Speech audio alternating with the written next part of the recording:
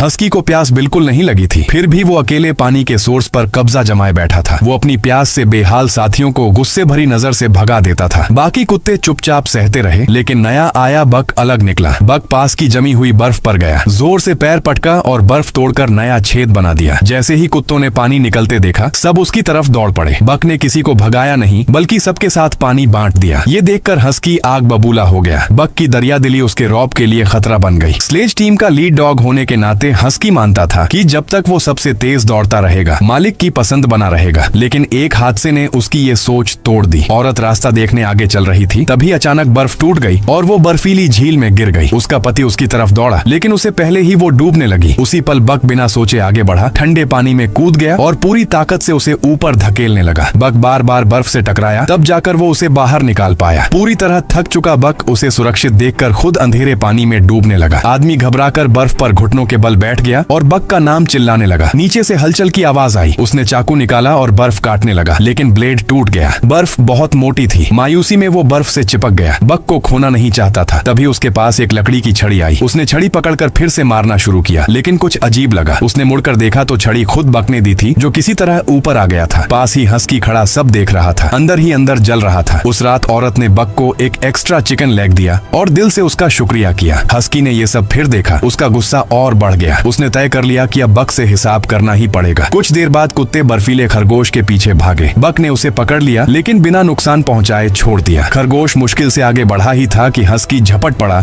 और एक ही काट में उसे मार दिया। ये सीधी चुनौती थी। हस्की बक की तरफ बढ़ा। एक झुंड में सिर्फ एक ही लीडर हो सकता है। शहर में पला बढ़ा बक पहले कभी लड़ा नहीं था और डर गया। हस्की ने पहले हमला किया। आकार में बड़ा होने के बावजूद बक की कमीज साफ दिख रही थी। वो बार बार जमीन पर गिराया गया और उठ नहीं पा रहा था। हस्की जीत के नशे में उसे चिढ़ाने लगा। फिर वो बाकी कुत्तों को डराने लगा ताकि दोबारा रौब जमा सके, लेकिन अब बाकी कुत्तों का सब्र टूट चुका था। वो बक पर भौंकने लगे, उसे उठने के लिए उकसाने लगे और अगले ही पल बक खड़ा हो गया। उसने दांत दिखाए, डर अब गायब था और सीधे हस्की पर टूट पड़ा। इस बार जीत बक की हुई। पूरा झुंड उसकी जीत पर खुश हो गया। अब हस्की की यहाँ कोई जगह नहीं बची थी। हस्की दुम दबाकर वहाँ से खिसक गया। अगली सुबह जब टीम के पास कोई लीड डॉग नहीं था, तो बक अपने आप आगे आ गया। लेकिन आदमी को लगा कि बक को अभी अनुभव नहीं है। बक ने विरोध किया, लेकिन आदमी ने उसे पीछे खींच लिया और एक बूढ़े अनुभवी कुत्ते को आगे लाया। मगर वो बूढ़ा कुत्ता उदास बक को देखकर हार्नेस पहनने से मना कर दिया। वो न मालिक को नाराज करना चाहता था, न बक को। इसलिए वो जमीन पर लेट गया और हिलने से इनकार कर दिया। मजबूर होकर आदमी ने आखिरकार लीड की जगह बक को दे दी। देरी की वजह से आदमी को लगा अब देर हो जाएगी, लेकिन उसे हैरानी हुई जब उसने देखा कि बक के नीचे पूरी टीम पहले से भी तेज दौड़ रही है। इस रफ्तार से वो लोग शहर 2 दिन पहले पहुंच जाएंगे।